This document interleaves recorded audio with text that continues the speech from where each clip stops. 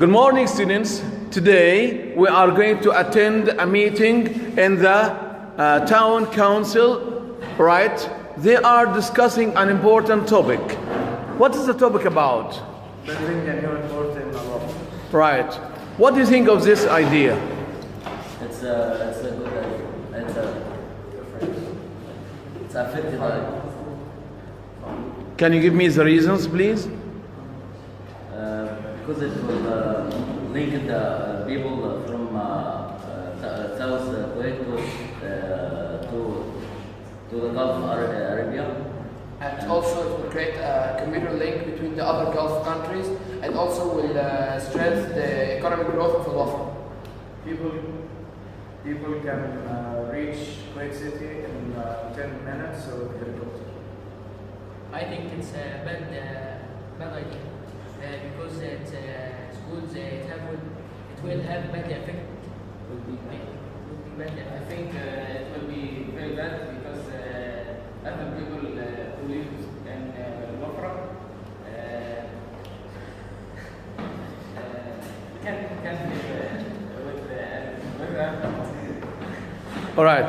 Let's have a vote of this suggestion. Do you agree or disagree of building a new airport in your town? Let's have a vote. Who's for? I agree. You agree? Four against one. Disagree. You disagree? Yes. Right. So four. The majority is? Agree. Right. The majority agree. Thank you very much.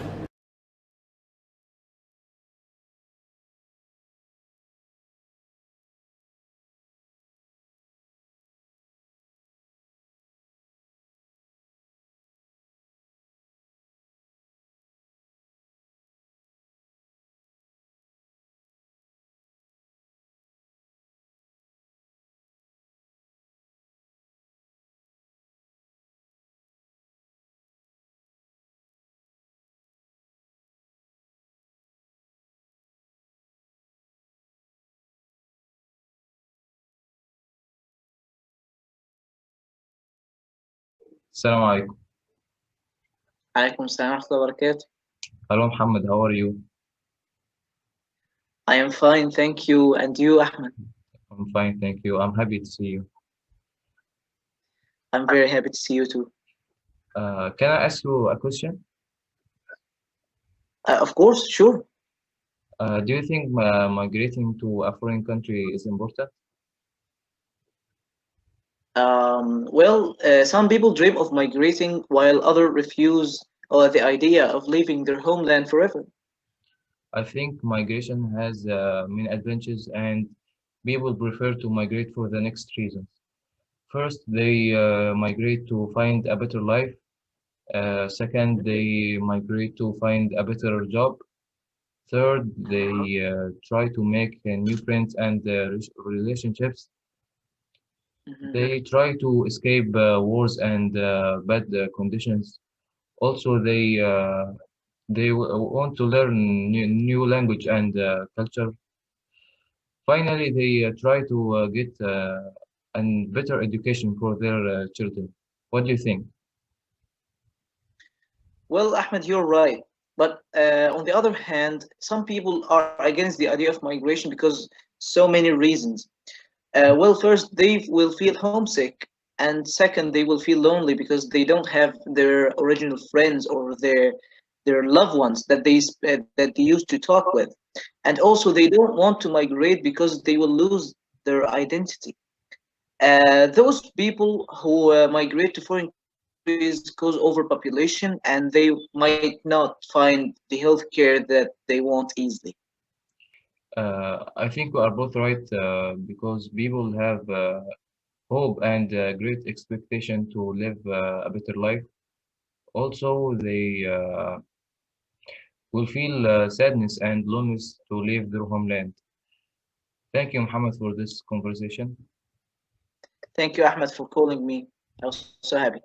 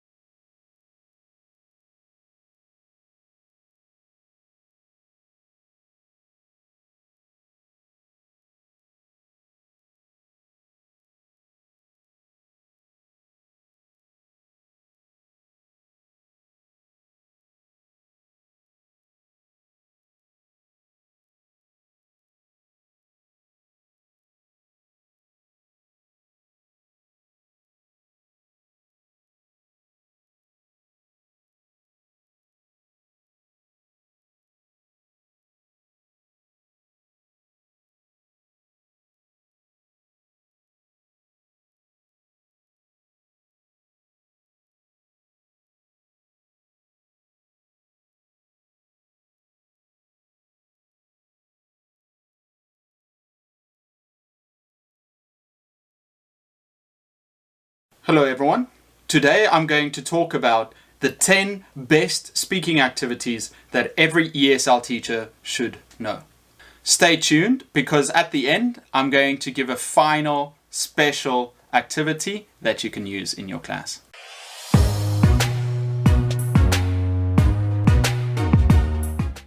Number 1, questions to a partner. Make a list of questions for student A and a list of different questions for student B.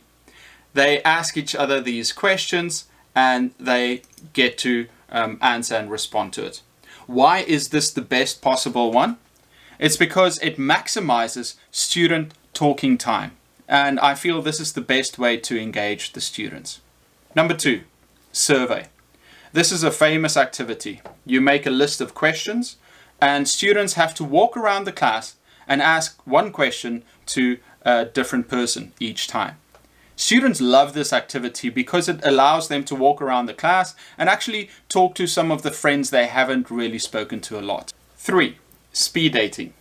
Another list. You make a list of questions and students sit down with a partner for a minute or two and then you ring a bell and then they have to switch partners. What makes this different from a survey is that it's not only one question they have to ask, it's a few questions. And that gives them the opportunity to practice these questions and also these responses. They can also choose which questions they ask their partners. At a more advanced level, I want you to encourage students to ask follow-up questions so that they practice a more natural way of speaking. Number 4, running sentences. Students have to continue a sentence or an idea or a story. One student will start with the story and then it stops and then it's the next student and the next student and the next student. This is also used in writing where someone writes the start of a story and someone writes the middle and the end.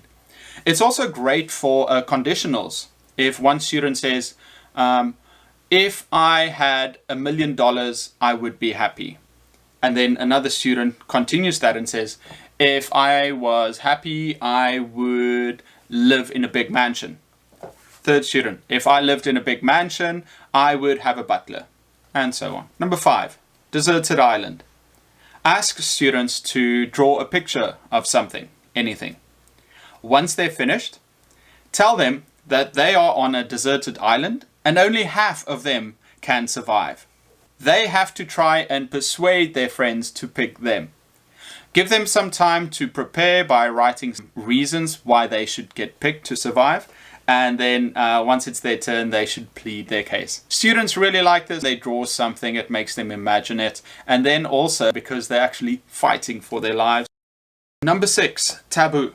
Taboo is you give students a word, let's say politics, and then they should try and explain this word to the other students, but they can't use these words. Sometimes you can put it on a projector or you can put it on the screen in front. You show them a word and say, okay, listen, you can't use these words. I prefer using cards. I've got a whole stack of cards that I use. I think it's an easy way to put students into groups. What you want to do with most activities is you want to scaffold it. So what I do is first I start off and I say, okay, everyone, explain this word to your friends and you can use these words to help you. Then after some time I say, okay, stop. This is way too easy for you guys. Now let's make it a little bit more difficult. I want you to explain this word, don't use these words. Why do we scaffold? It's like playing a video game. First, when you start playing the game, you're going to play it on easy, then you're going to move on to normal and then to hard. And I think it's that way with the students too. With most of our activities, we want to make it easy for them to understand. So start at a base and then from there you can add some things. A lot of inexperienced teachers start at the top and they say, okay, well, you have to understand this. And once the students don't exactly know what to do, the teacher says, okay, well, maybe this activity doesn't work. But I think it's better to start from the bottom. 7, 2 truths and 1 lie. This is a fun activity. You ask students to write down 2 things about themselves that is true and then 1 that is false. Tell them to make it interesting. Don't make it anything boring. For example, when you show students how to do it, you can say, I have 3 brothers, I can't eat seafood, and my favorite color is red. Okay, and then the students should actually ask you questions to find out which one is the lie. Tell students not to use the examples you have done. They should try and make their own original ideas. It's easy for them to fall back on, oh, well, I'll just copy the teacher. You should encourage them to use their own. Remember to split them up into groups so that they can practice with their friends. The reason we split students into groups is to maximize talking time. If you use the whole class, then students get bored, it takes too long, they don't really get a chance to do anything. And when students are like that, they're then going to zone out. So you want to engage your students as much as possible by making them part of the activity. When they're in their groups, tell the students to remember to ask each other extra questions to try and find out which one is the lie. For example, if I said I had 3 brothers, they can ask me, well, what are their names? How old are they? Just to see which ones are true. Number 8, alibi. This is a really fun activity. Tell the students that yesterday a crime was committed and they want to find a group of students who is responsible. If you have a class of 20 students, you could make groups of 4, 4, 4, 4, and then an investigator for each. 1, 1, 1, 1. The investigators I usually make the brighter students so that they can start and ask good questions. Give the groups a few minutes to create an alibi, a story and its details. Where were they? What were they doing? At what time? What were they eating? What was the weather like? Once they're done, each of the 4 investigators will interview the group and ask them questions. They can give that group a score. How much do they believe them? To make it easier, you can also write some example questions on the board that the investigators can ask, and they can also come up with their own questions. So they will interview each group and then after a few minutes move around so that they interview all the groups. Afterwards, all the detectives should say which group do they think is responsible. This is a great activity. Students like this game, and without knowing it, they're practicing their English skills and they're going to love your class. Number 9, hot seat. Put the students into groups. Maybe if you have a group of 4 students, one sits out. You tell these 3 students a word or phrase they have to explain. The student turns around and they have to explain it to him or her. What you can do is you can make it more competitive. You can put the groups against each other and give them a list of words they have to run through. Then you'll see who finishes first. It can get a little bit loud, but I think if you set the ground rules, then it should be a lot of fun. 10. 20 questions. We all know this. You think of something and the students can ask you 20 questions to figure out what it is. Is it alive? Is it big? You can ask any question you'd like. Once again, put the students into groups to make sure that everybody gets a chance. Thank you for staying until the last activity. If you did, you're going to enjoy this one. It's called Secret Zombie. Before class, you can have a couple of small strips of paper. You write on it H for human or Z for a zombie. Let's say if you have a group of 20 students, you can make 3 zombie. The students have to go and have a conversation with someone. They will walk around just like a survey, and they should just have a normal conversation about what did you do last weekend? What's your favorite food? You can give them some sample questions. The thing is, while they are talking, they should shake hands. During the conversation, the zombie should secretly rub the other student's hand. If they do this, now that person is a zombie. They will have to try and infect someone else. They can't say anything, they can't make any gestures, but they're a zombie now. Okay, try and tell the students not to cheat, make it fun. At the end of a couple of rounds, you let everyone raise their hands who was a zombie, who's still alive, and it's really fun. Students love this one. Okay, everyone, I hope you like that. If you enjoyed it, like and subscribe. In the future, I'm going to make some more videos on card games I use with students that get them really excited. And I'm also going to focus on some other speaking activities that we can use inside the classroom. This is Eric from Etiquette, and I'll see you next time.